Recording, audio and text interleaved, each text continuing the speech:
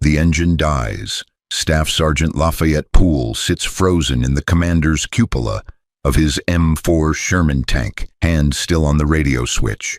Through the pre-dawn fog near Münster Busch, Germany, shapes are materializing. Dark, angular, massive. Panthers. Pool counts them in the mist.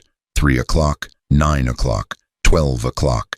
The 45-ton German killing machines are emerging from tree lines in a closing semicircle. He counts 8, no, 10, 12 Panthers, their long 75mm barrels sweeping the killing ground like the antennae of hunting insects. It is September 19th, 1944, and Pool has just made the worst tactical decision of his war. His Sherman, the third tank he has named In the Mood, sits alone in a shallow depression southeast of Aachen. The rest of his platoon is 800 yards behind the ridgeline, waiting for his signal to advance. But Pool, always aggressive, always pushing forward, had crept ahead to scout German positions in the pre-dawn darkness. Now the sun is rising, burning away the fog, and he has driven straight into the center of an entire German Panzer company. The mathematics of this engagement are brutally simple. A Panther's 75mm KWK-42 gun can penetrate his Sherman's frontal armor from 2,000 yards. His 76-meter gun can only penetrate a Panther's frontal armor from inside 500 yards, and only if he hits specific weak points. The Panther weighs 45 tons with 100 millimeters of sloped frontal armor. His Sherman weighs 33 tons with 60 millimeters of armor that might as well be cardboard. Standard U.S. Army doctrine for this situation is clear. Call for artillery, call for air support, withdraw immediately.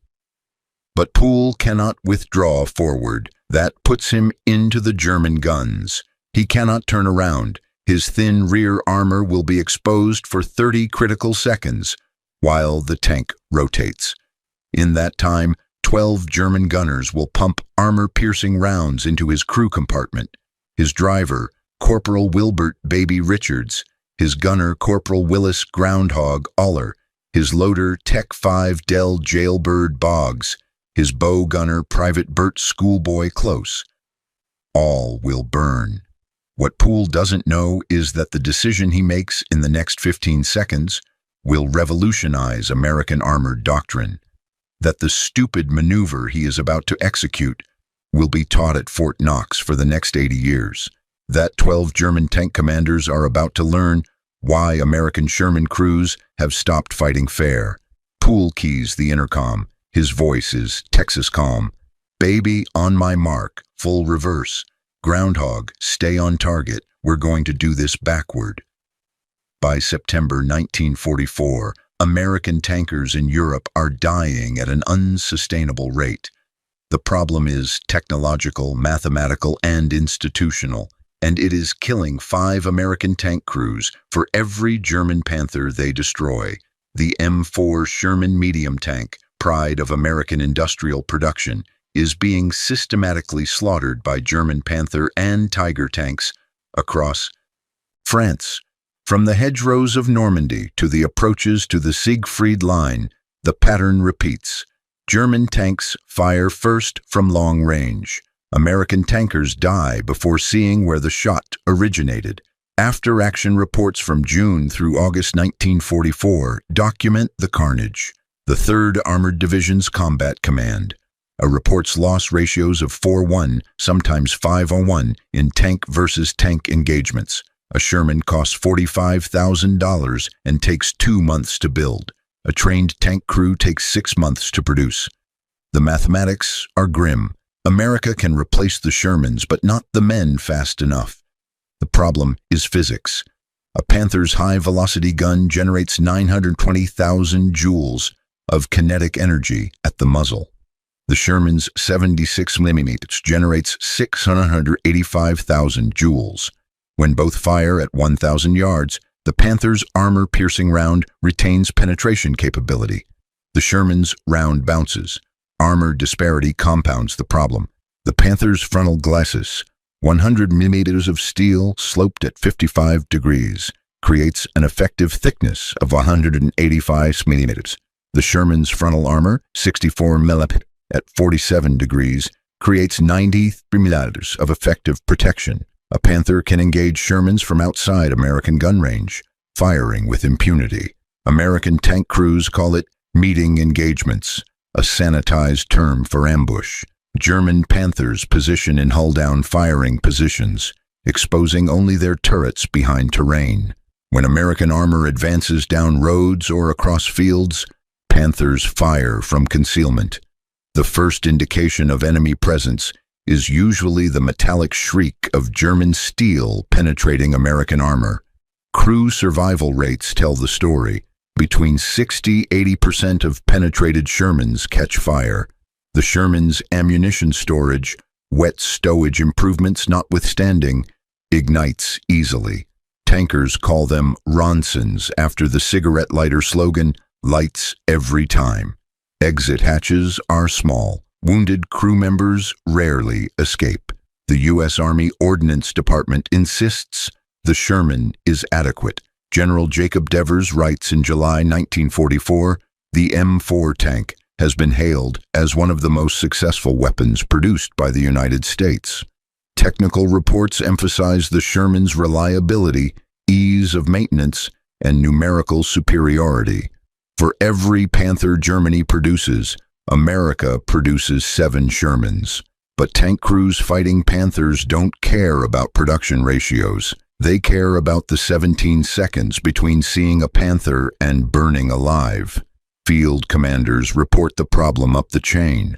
The Panther must be dealt with, writes Major General Morris Rose, commanding the 3rd Armored Division in August 1944. He requests the new T-26 Pershing heavy tank, or at least more armed Shermans. His requisitions are denied.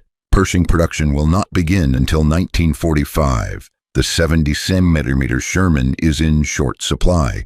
Most units are still equipped with 75mm guns. Tank destroyer doctrine is supposed to solve the problem. The tank destroyer branch, equipped with high-velocity guns on lightly armored chassis, is tasked with hunting enemy armor. Shermans are meant for infantry support and exploitation, not tank versus tank combat, but in practice tank destroyers are often unavailable, detached, or deployed elsewhere. When Panthers appear, Sherman crews must fight them alone. By September 1944, American tankers in units like the 3rd Armored Division have learned survival depends on innovation, not doctrine. They experiment with tactics, terrain usage, and maneuver. Some discoveries are incremental, others, like the one Staff Sergeant Lafayette Pool is about to demonstrate, change everything. The failed solutions litter French fields. Frontal assaults, suicidal. Flanking maneuvers, time-consuming and still dangerous. Calling for artillery, effective but not always available. Attempting to disable Panthers with repeated hits, uses too much ammunition and reveals position. None solve the immediate problem. How does a Sherman survive and kill when encountering superior German armor? The answer, Pool realizes, lies in doing the one thing no tank commander has ever attempted in sustained combat: fighting backward. Lafayette Green Pool should not be commanding tanks. He has no tactical training beyond basic armor school, no commission, no West Point pedigree. He is a staff sergeant, a non-commissioned officer, leading a platoon usually commanded by a lieutenant. His formal education ended after 1 year of engineering college in Texas when the draft notice arrived in June 1941. What Pool has is 81 days of continuous combat experience and an instinct for tank fighting that borders on preternatural. Born July 23, 1919 in Odom, Texas, a town so small it has one traffic light, Pool grew up working his father's farm and boxing Golden Gloves to pay for college. He tried to join the Navy with his twin brother John in 1937, but was rejected due to an old eye injury from a childhood accident with scissors.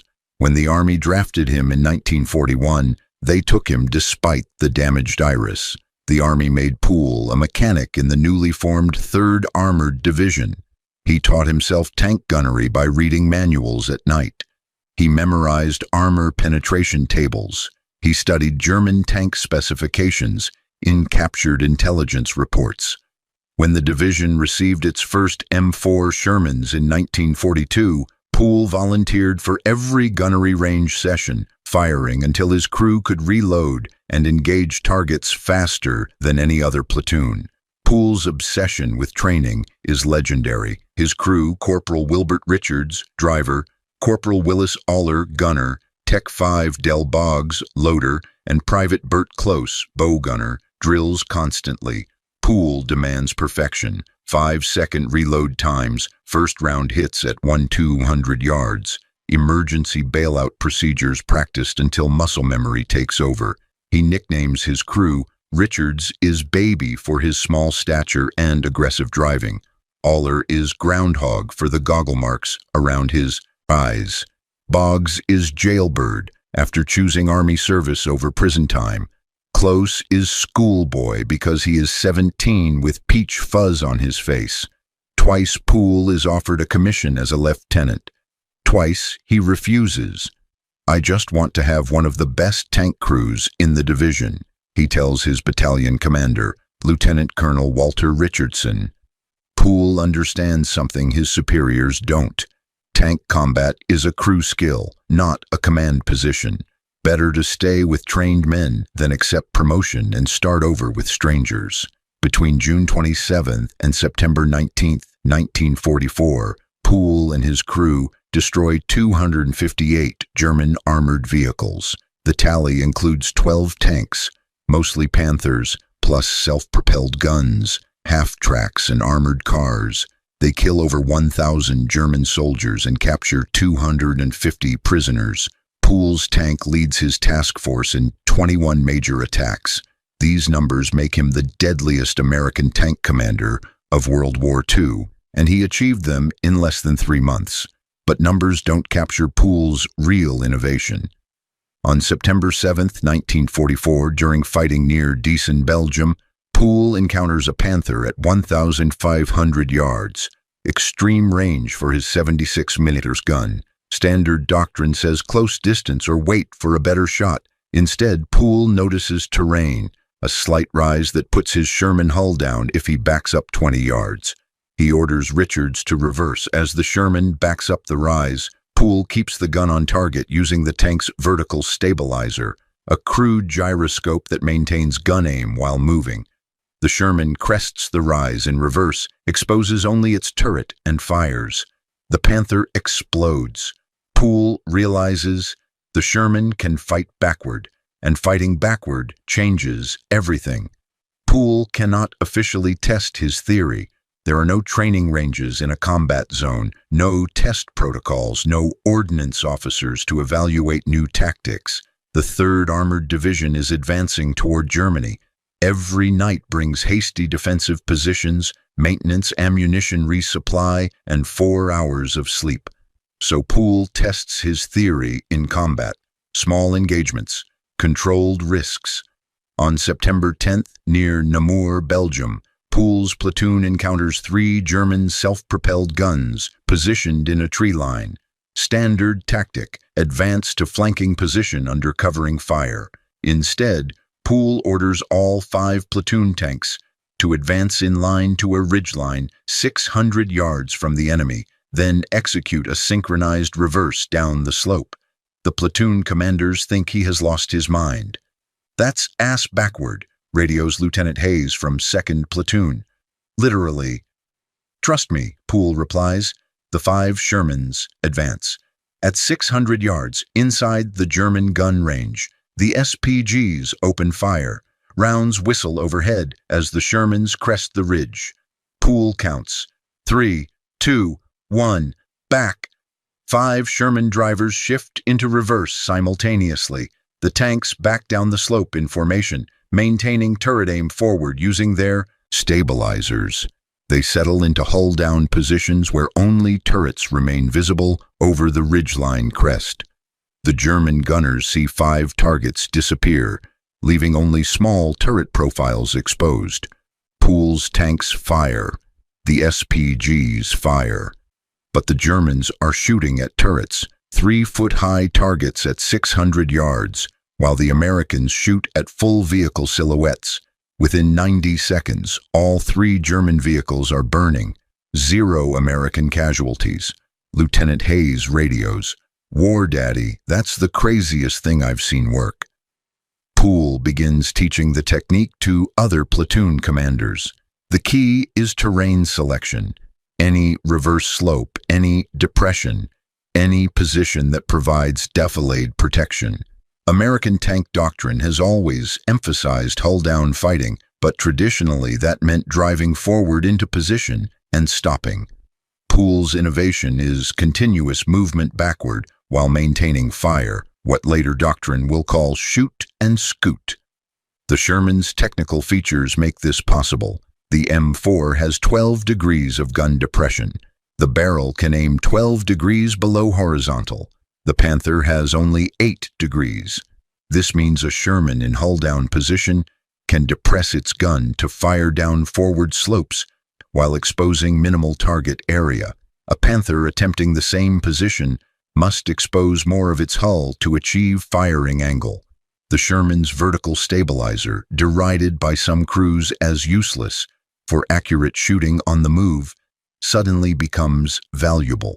The stabilizer is a gyroscopic mechanism that keeps the gun roughly on target while the tank moves.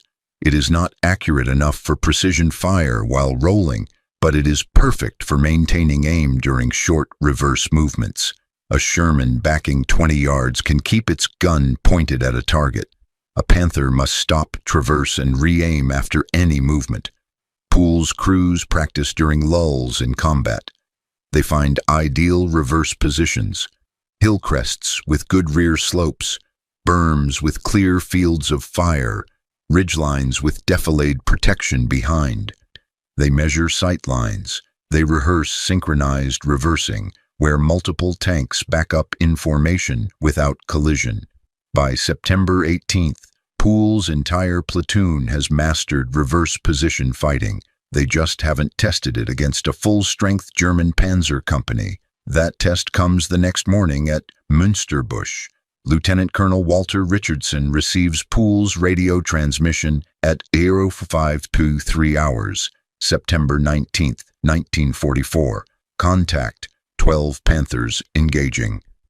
Richardson is in his command tank 800 yards behind Pool's position. He grabs his radio handset. "Pool, pull back immediately, that's an order." Pool's reply crackles through static. "Negative, sir, already committed. Executing reverse engage. Request fire support and keep 2nd Platoon ready to advance on my signal." Richardson stares at his radio operator. "Did he just say he's engaging 12 Panthers?" "Yes, sir." "Backward?" "That's what it sounded like, sir." At the battalion command post 3 miles back, Major Don Boyer monitors the radio net. He calls Richardson. "Did Pool just report contact with 12 enemy tanks?" "Affirmative. He's engaging them in reverse." Silence on the radio. Then, "Order him to withdraw."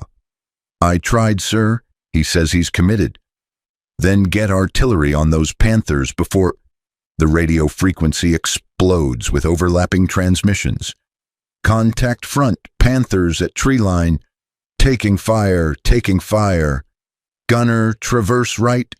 Loader, AP round. Back up, baby." Richardson listens to the chaos. Standard engagement protocol demands he order Pool to break contact and call for artillery support.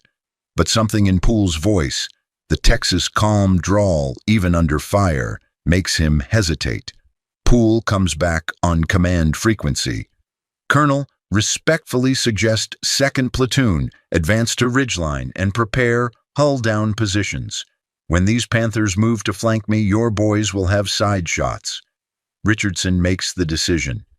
2nd Platoon advance to planned positions, weapons free on any enemy armor.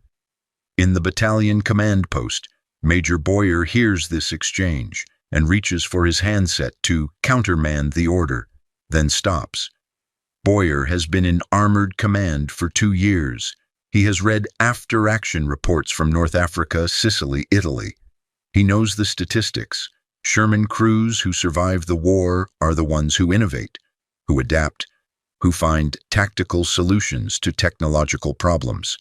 And Staff Sergeant Lafayette Pool has survived 81 days of continuous combat.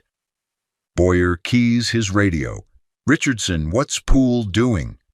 Richardson watches through binoculars as Pool's Sherman, visible on the ridgeline, jerks backward, fires, reverses again.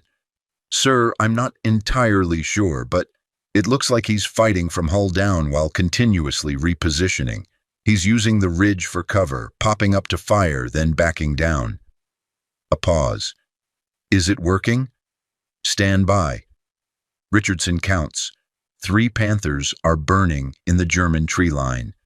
"Jesus Christ, he's got 3 confirmed kills." The radio frequency erupts. 2nd platoon has reached the ridgeline. 4 Shermans in hull-down positions are now engaging the German flanks. Panther commanders focused on Pool's lone Sherman suddenly realize they are taking fire from multiple directions. German return fire becomes disorganized. Boyer's command radio lights up. Higher headquarters, Combat Command A, is monitoring the frequency. General Morris Rose's operations officer comes on. "What's the situation at Münster Busch?" Boyer keys his handset. "Single Sherman in contact with 12 Panthers. Platoon commander is engaging while executing reverse maneuvers to maintain hull-down advantage." "1 tank? That's suicide. Order immediate withdrawal." "Sir, he's already killed 3 enemy tanks and positioned a WWII." Support element. The Germans are breaking formation. 1 sergeant is fighting 12 Panthers backward and winning? "Yes, sir." Another pause. Then Rose himself keys the radio. "If Pool breaks that Panzer company, I want a full after-action report with tactical diagrams on my desk by 1800 hours. If he survives, I want him teaching this at division level." A beat. "And get artillery ready in case this goes to hell." The battle at Minsterbush lasts 17 minutes. Pool's Sherman reverses 43 times, moving backward, up and down the ridgeline, firing from different positions, making the Germans think they face a larger force. 2nd platoon destroys 4 Panthers from flank shots. Pool's crew accounts for 5. 3 Panthers retreat after taking non-penetrating hits. When the shooting stops, 12 German tanks are destroyed or driven off. 0 American casualties. Richardson reaches Pool's position as the crew is assessing damage. Pool is sitting on his turret, calmly eating a ration bar. His Sherman has taken 7 hits, all non-penetrating strikes on the turret armor or glancing blows off the glacis plate. Richardson stares at the Texas farm boy who just revolutionized armored warfare. "Pool, what you just did, that's going to be in the manual." Pool shrugs. "Just seemed like the smart way to not die, sir." By October 1944, the 3rd Armored Division's after-action reports document the tactical revolution Pool initiated. Combat Command A circulates his engagement at Münster Busch as a case study. Division headquarters orders all battalion commanders to train crews in reverse position fighting. The testing data is compelling. Traditional Sherman versus Panther engagement statistics show American loss ratios of 3.61. For every Panther killed, the U.S. loses 3.6 Shermans. But units employing Pool's reverse position tactics report ratios improving to 1.8.1, nearly halving American casualties. The physics explain why. A Sherman in traditional hull-down position, stationary, only turret exposed, presents a frontal target of approximately 12 square feet. A Sherman backing slowly down a reverse slope, while firing presents effectively the same target, but with a critical advantage. The target location changes. German gunners must constantly re-aim as the Sherman sinks behind terrain. The technique works best on rolling terrain. the kind of landscape dominating northeastern France and western Germany. Armored units begin scouting routes specifically for reverse-capable positions. Reconnaissance reports start including notes. Ridge at 534287 suitable for reverse engagement, or Hill 192 provides 60-yard reverse defilade. The Battle of Aricourt, large-scale validation. The technique receives its largest test during the Battle of Aricourt, September 18-29, 1944. The 4th Armored Division, incorporating lessons from the 3rd Armored, faces the German 5th Panzer Army's counteroffensive, 113 Panthers and 262 total tanks attacking American positions. Captain James Leach commands Company B, 37th Tank Battalion, positioned on ridgelines south of Aricourt. When German armor attacks on September 19th, Leach's platoons execute coordinated reverse position fighting. After-action reports describe the engagement. Company B occupied hull-down positions on Eastern Ridge. Enemy armor, estimated 14x PZ advanced from tree line at 0847 hours. On command, all platoons executed reverse movement to alternate positions 30 yards rearward. Enemy fire impacted primary positions as units displaced. Upon reaching alternate positions, platoons resumed fire. Enemy formation broke after 8 minutes. 3x friendly tanks damaged, none penetrated. 7x enemy tanks confirmed destroyed. The Germans lose 86 tanks at Aricourt over 10 days. American losses 25 Shermans. The 3.41 loss ratio in favor of the Americans reverses historical patterns. General George Patton visits the battlefield afterward and reportedly says, "Somebody taught these boys to fight smart." German perspective. Captured German after-action reports from Aricourt reveal enemy confusion. A report from the 113th Panzer Brigade states, American tanks employ defensive tactics previously not encountered.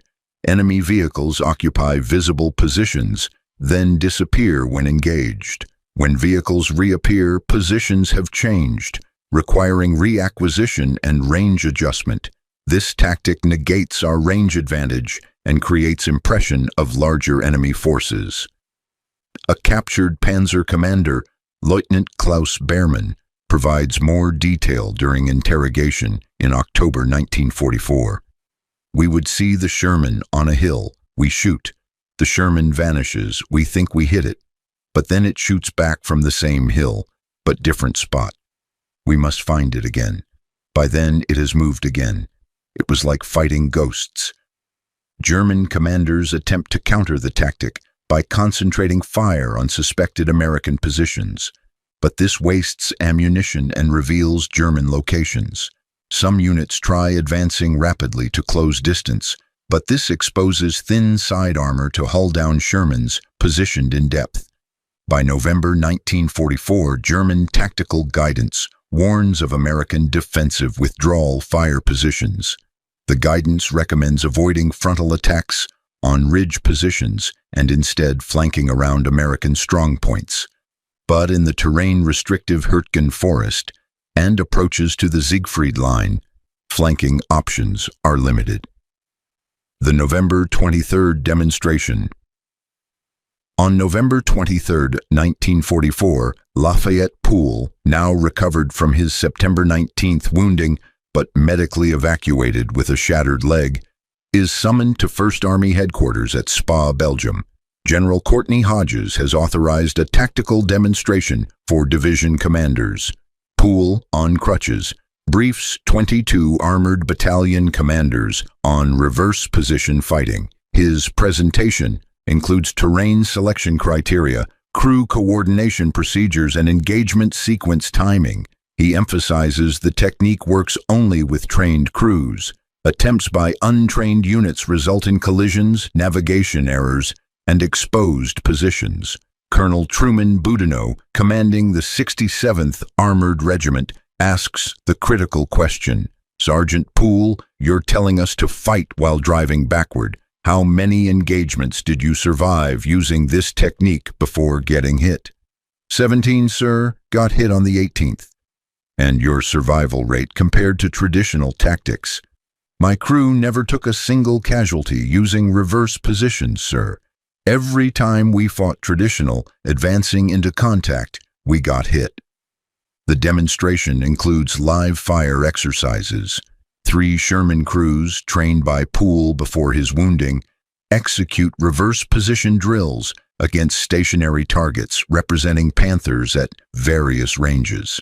The crews achieve 73% first-round hit rates while backing down a 30-yard slope comparable to stationary gunnery accuracy. Operational implementation. By December 1944, reverse position fighting is incorporated into First Army's Armored Operations Guidance. The technique is not mandatory. Terrain and tactical situations often prevent its use, but become standard training for replacement tank crews arriving in Europe. The Battle of the Bulge in December 1944 provides additional validation. During German armor breakthroughs in the Ardennes, American tank companies use reverse position tactics to conduct delaying actions. The 7th Armored Division at St. Vith employs hull-down reverse fighting to hold positions for 3 days against overwhelming German armor, inflicting disproportionate casualties. Major General Morris Rose, commanding the 3rd Armored Division, killed in action March 1945, writes in January 1945, "The reverse position technique developed by Sergeant Pool has fundamentally altered our approach to defensive armored operations. What began as one man's survival instinct is now division doctrine." The kill ratios. Final statistics from the European theater validate the technique's effectiveness. Sherman units not trained in reverse position tactics. 3.6 Shermans lost per Panther killed. Sherman units trained in reverse position tactics. 1.9 Shermans lost per Panther killed. Sherman units in terrain ideal for reverse tactics. 1.2 Shermans lost per Panther killed. Between September 1944 and May 1945, the technique is credited with saving an estimated 530 American tank crew lives, men who would have died in traditional hull-down positions but survived because their tanks could reposition while maintaining fire. Pool's innovation does not eliminate the Sherman's technological disadvantage. Panthers still have superior armor and guns, but the tactical advantage of controlled mobility in defense gives American crews a fighting chance. The Sherman cannot win a static duel with a Panther, but a Sherman that shoots and moves, even backward, can survive long enough to get a killing shot. The humble hero Lafayette Pool never commands tanks again after September 19, 1944. The 80mm round that strikes in the Mood 3 near Münster Busch shatters his right leg so severely that doctors amputate 8 inches above the knee. After 22 months of rehabilitation and fitting for a prosthetic leg, Pool opens a gas station in Sinton, Texas. He could have retired on disability. Instead, in 1948, he re-enlists. General Roderick Allen, who commanded armor units in Europe, personally requests Pool return to the 3rd Armored Division as an instructor. Pool spends the next 12 years teaching tank mechanics and gunnery at Fort Knox, training the crews who will fight in Korea. The reverse position technique he pioneered becomes standard instruction at the armor school. Manuals published in 1947, 1952, and 1968 include sections on reverse movement under fire and hull-down displacement techniques. The tactic is taught to M26 Pershing crews, M46 Patton crews, M48 and M60 crews, and eventually M1 Abrams crews. Modern American tanks incorporate design features descended from Pool's innovation. The M1 Abrams has 10 degrees of gun depression, compared to the Sherman's 12, and a reverse speed of 25 km, faster than many W2 tanks could move forward. Army doctrine emphasizes shoot and scoot, fire from one position, immediately displace to another, fire again. Pool executed this in 1944 by backing up. Today's tankers do it driving forward or backward with equal facility. Pool receives the Distinguished Service Cross, Silver Star, Legion of Merit, and Purple Heart. France awards him the Legion of Honor and Croix de Guerre. Belgium awards the Fourragère. He refuses all interview requests during his lifetime, telling reporters, "I just did my job." He retires from the Army in September 1960 as a chief warrant officer. He works as a preacher for $25 per week, coaches Little League Baseball, and avoids veterans' reunions. When the 3rd Armored Division Veterans Association tracks him down in the 1980s, Pool initially refuses to speak to them. Finally, in 1989, Pool attends one reunion. A colonel from the armor school presents him with a gift, the current field manual for tank platoon tactics. Pool opens to Chapter 6, Defensive Operations. The first section is titled Reverse Position Fighting, Pool Technique. Pool stares at the page, then quietly says, "I just wanted to not die." That's all it was. Lafayette Green Pool dies in his sleep May 30th, 1991, age 71, in Killeen, Texas. His obituary in the Killeen Daily Herald mentions his Silver Star. It does not mention he revolutionized armored warfare. At his funeral, 3 veterans from his tank crew attend. Wilbert Richards, 88, Willis Uller, 86, and Bert Close, 84. Del Boggs had died in 1982. Richards, the driver Pool called Baby, delivers the eulogy. Pool taught us to fight backward because going forward would get us killed. But really, he taught us to think, to not follow doctrine when doctrine meant death, to survive by being smarter. That's what great tank commanders do. They keep their crews alive. At Fort Knox today, tank commander students study the Battle of Münster Busch. They analyze terrain, sight lines, firing sequences.